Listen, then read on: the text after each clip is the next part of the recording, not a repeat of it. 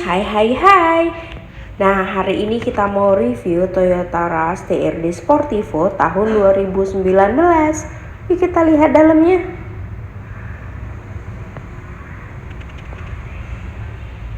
Come on. Nah, kita hidupkan dulu mesinnya ya guys. Wah, kilometernya masih rendah loh, tuh bisa lihat sendiri kan.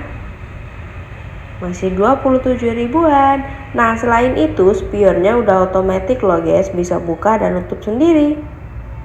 Tuh, lihat kan. Untuk interiornya sendiri dia masih sangat mulus dan terawat guys. Yuk kita lihat bagian belakang. Wah, lega banget ya guys. Joknya juga masih sangat tebal. Nah, plafonnya juga bersih. Wah, mantap sekali ya guys, masih rasa baru banget. AC-nya juga super dingin. Yuk kita lihat sekelilingnya guys.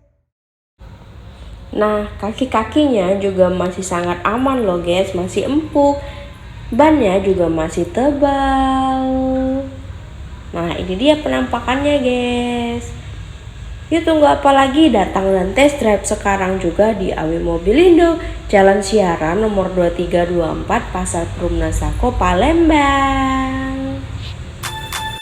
Get on my head.